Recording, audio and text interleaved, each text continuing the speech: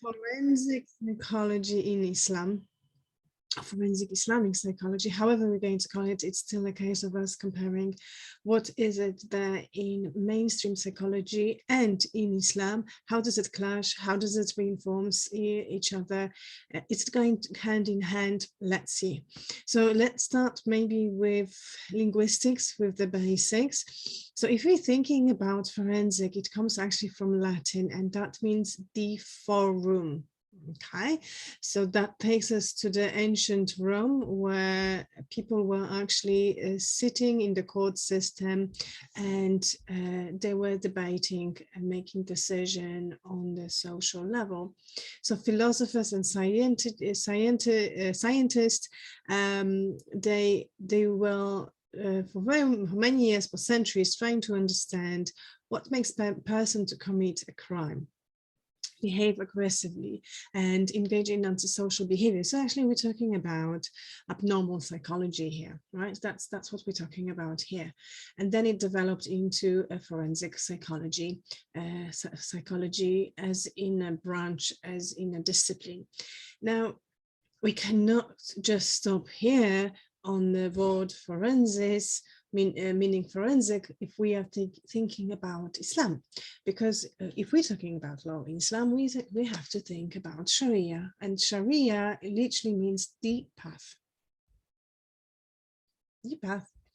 And that means the essence of moral and ethical and religious law derived from religion of Islam, as described in Quran and prophetic directives.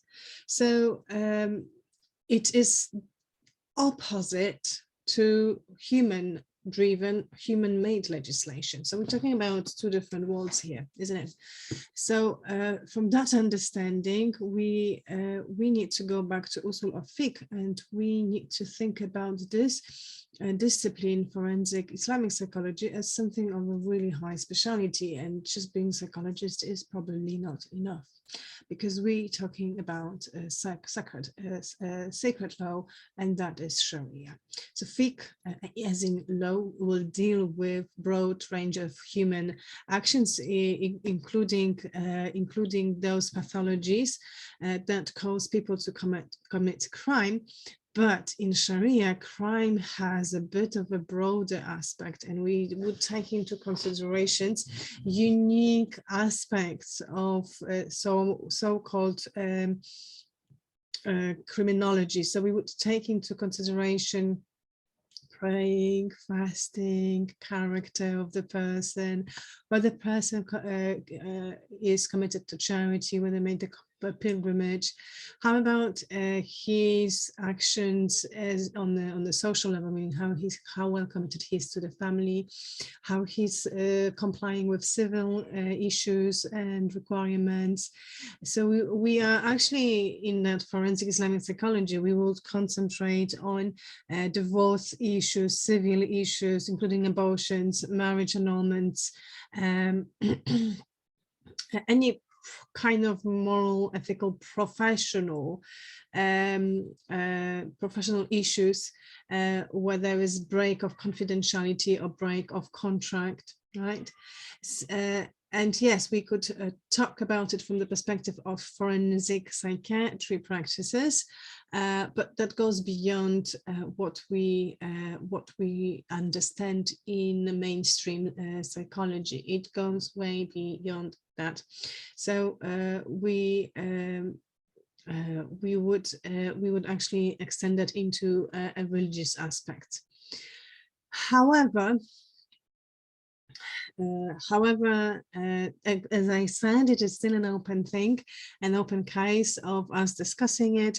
And what we probably want to also concentrate on is what is that's going on in mainstream forensic psychology. And what's going on in forensic psychology is the fact that we are concentrating right now quite fluently and quite effectively on things such as crimes, victims of the crimes, any situations which pertain to, unfortunately, child abuse,